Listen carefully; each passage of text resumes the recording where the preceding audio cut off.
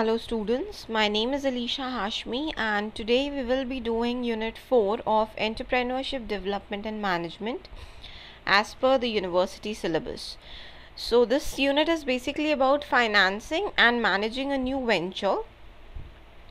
When you talk about the factors which actually determine the financing of a new venture, the firm's economic potential is taken into consideration. How much will the firm has the potential to actually get stable economically? How mature is the company? How old is the company? Has it been functioning from 1 year or it has been started recently? What kind of assets does it has? What are the owner's preferences? It is debt or equity?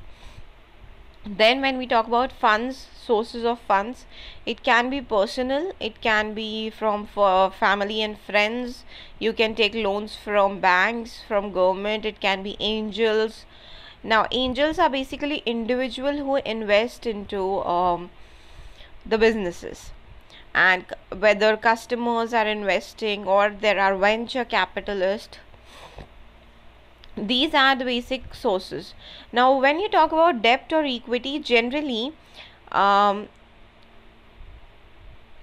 entrepreneurs prefer debt because they get an amount which they can invest accordingly, according to their own choices in a business. On the other hand, when you talk about equity, that is basically taking when you talk about equity, if you take from somebody, he also has certain decision making power in that.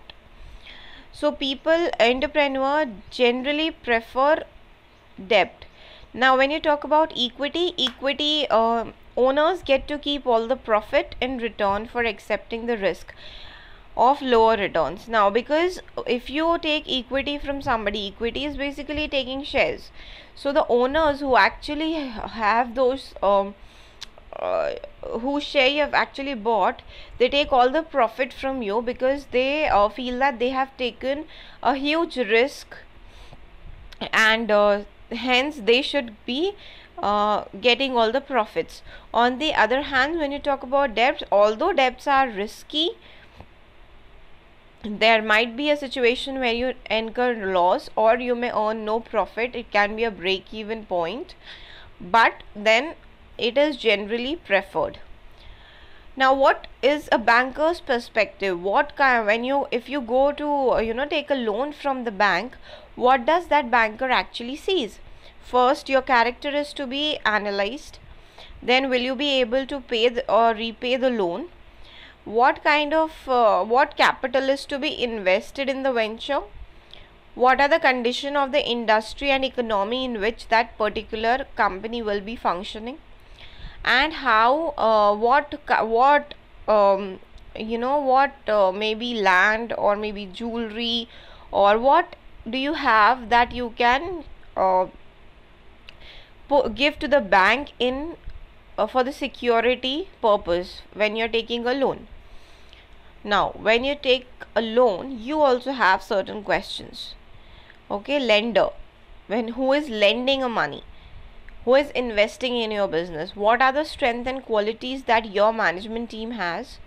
How do you think the firm will perform financially? How much amount is needed? What kind of a venture it is and what it will be doing with the money? When is the money required? When you will pay it back? And does the borrower does the person who is actually running that business have qualified support people, have all the resources, have actually good goodwill in the industry? All these things are taken into consideration by a lender. When you go for a loan, you need to have 3 years of firm's historical statements, a firm's pro forma of financial statements, and personal financial statements. All these things are to be shown to the bank, and then only they will agree to give you a loan. When you are taking a loan, you can negotiate the loan on the following terms: interest rate, you might go for a flexible one, you might go for a fixed one. Then loan maturity date you can negotiate, and repayment schedule can be negotiated. What are the other sources in case all these things, the sources that we have actually seen, for example your family and friends, your personal amount, banks, angels, venture capitalists are not there, then what are the other sources? There are certain community based financial institutions who actually help out entrepreneurs. Then there are large corporations. What do they do under their CSR activities, corporate social responsibility? These activities, they help out new entrepreneurs to get stable. Then there are stock sales also, where it is private placement and initial public offering. Now it is important to understand, why do the companies actually invest? They are doing good in themselves, then why do they come and help out new entrepreneurs? Firstly, because they can cut down their rivalry, they can cut down their competition. Then again, because new companies come up, they come up with new technology, so they can take help there. Existing competitive advantages maintained. And then there is some degree of autonomy also, like joint ventures, alliances, flexible internal management structures. They can take out benefit out of it. Okay, there are government programs and agencies which help out entrepreneurs in order to get stabilized and run their business. First is Small Business Administration loans, which gives guarantee loans and direct loans. Then there is Small Business Investment Centers, Small Business Innovative Research, and state and local government assistance. Now this does not only help you financially, but they also guide you, they tell you the right path, they give you new options. So all types of assistance is given here. What are the sources of funding? Basically, when you talk about debt is a kind of amount that you borrow from somebody. Bootstrapping means your own personal amount you're using. Leasing also means taking loans. Angel capital, as I said, individual invest in your business. Then government gives you grants. Corporate venture capitalist, where big corporate houses actually invest money. And early entry into public markets. When you're going for public markets, you will get help from various institutions. When the market is down, what you should do? Firstly, you should increase your effectiveness and efficiency. Then you should be very creative. Pursue different sources of capital. You should not stick to one. You should not rely on one source of capital, but you should see other different capitals also. Now, once you are done with the financing, you come to marketing. How to market your product, how you should be taking care of your marketing control. What are the things that you need to do? It can be how you will be setting up your marketing department, how you will be organizing it, what kind of annual plan you will be doing, what is profitability control, strategic control. Okay, now marketing control is basically set of practices and procedures which is employed by marketing department of any company to actually regulate marketing activities by achieving marketing objectives also. Marketing control is a process of monitoring. Basically, when you talk about marketing starts from making plans. After making plans, you come to market testing. Market testing is done, then you come to your promotion, sales and everything.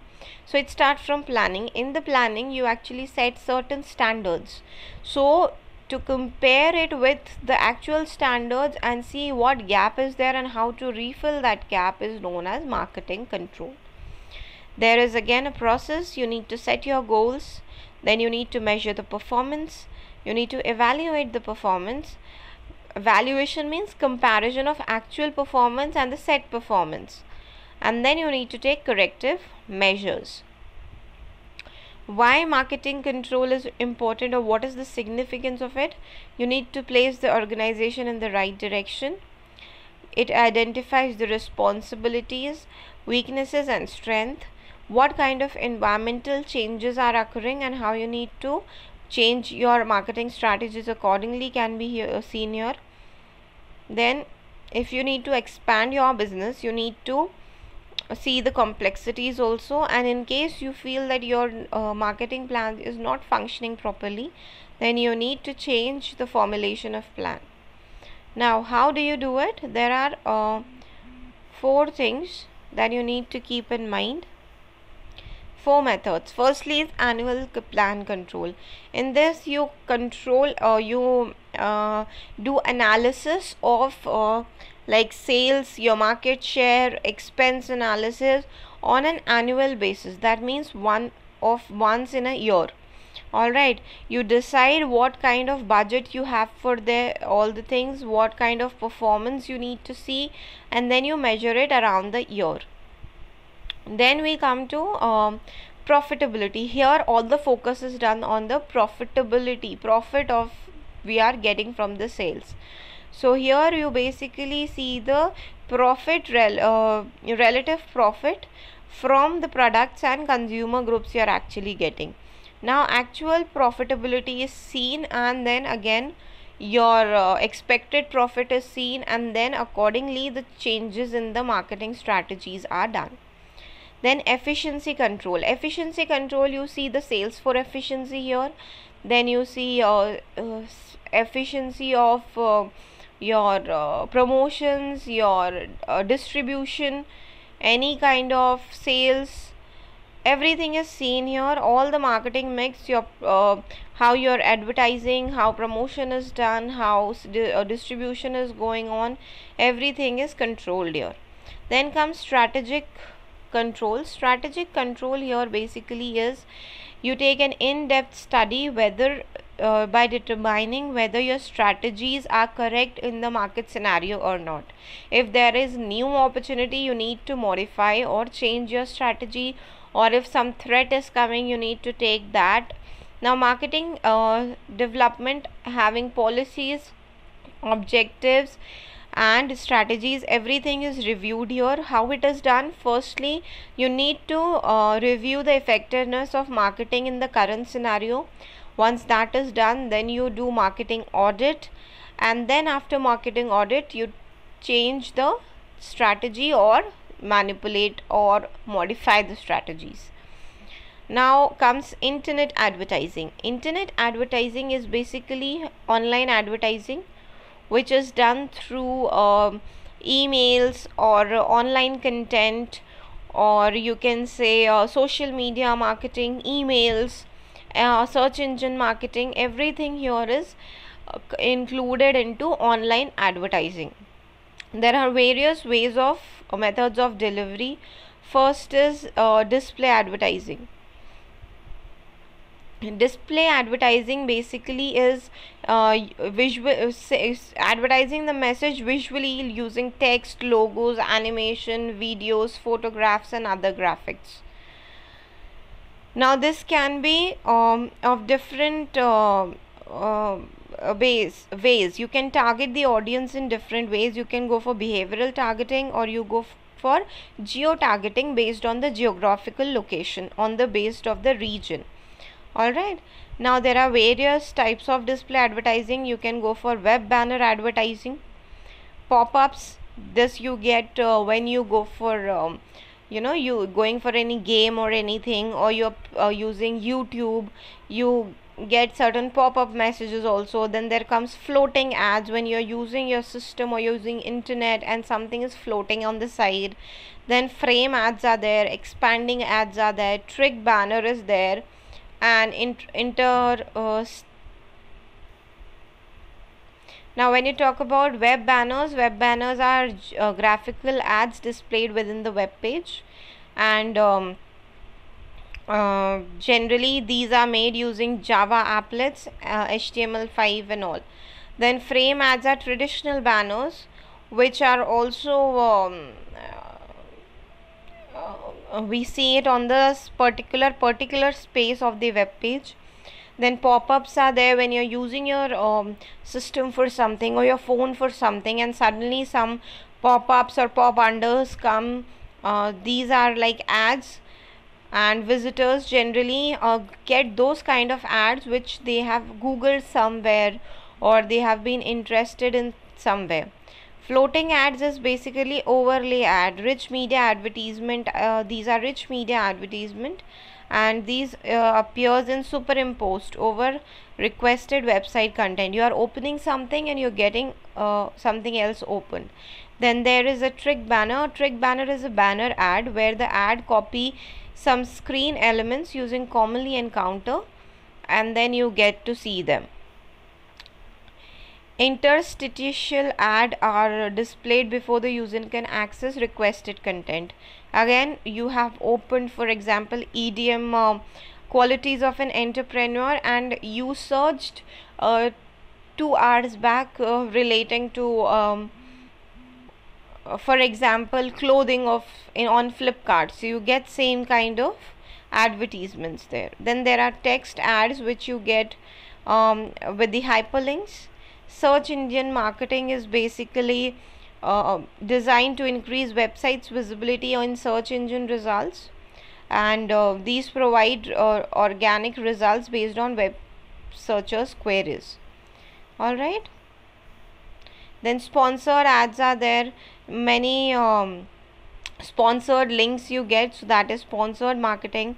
Social media marketing is where you get it on social media websites like Facebook, Orkut, LinkedIn, etc.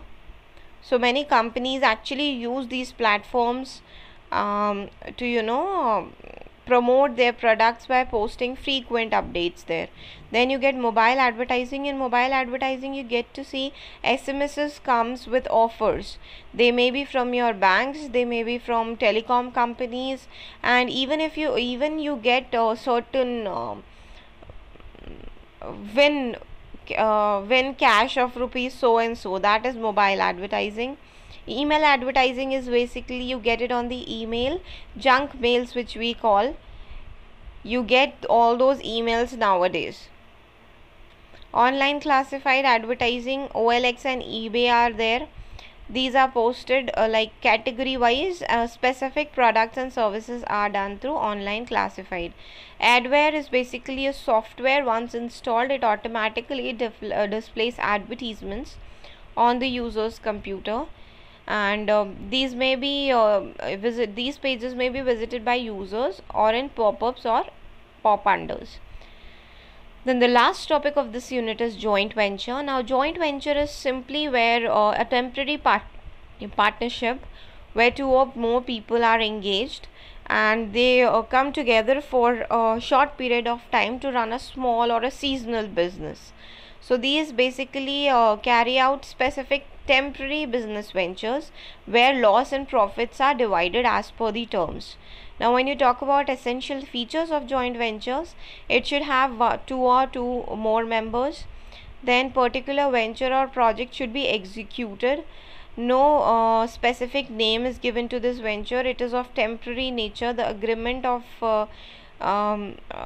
regarding the venture is terminated as soon as the venture gets completed, and the share of profit and loss is agreed mutually beforehand and is mentioned in the agreement itself. Now what is the difference between joint venture and consignment? Firstly, in joint ventures, parties' agreement are known as co-ventures, while in consignment they are termed as consignor and consignee.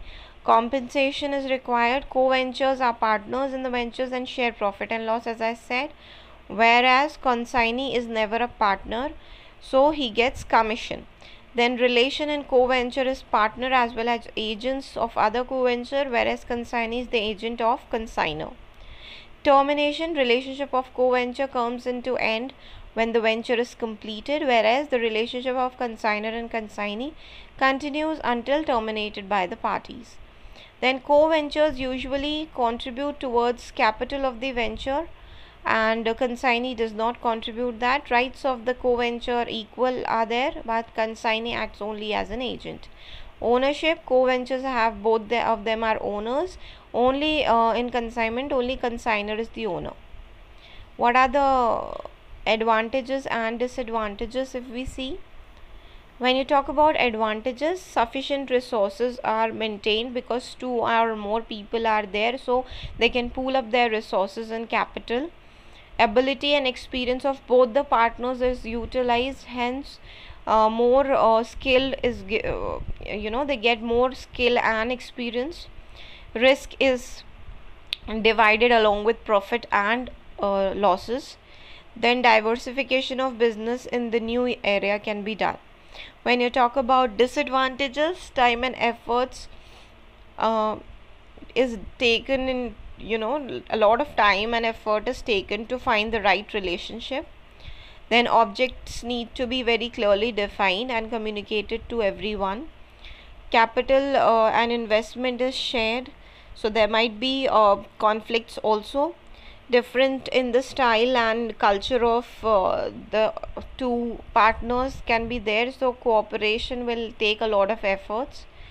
Then lack of assuming responsibility by the partner may lead to decline in the business.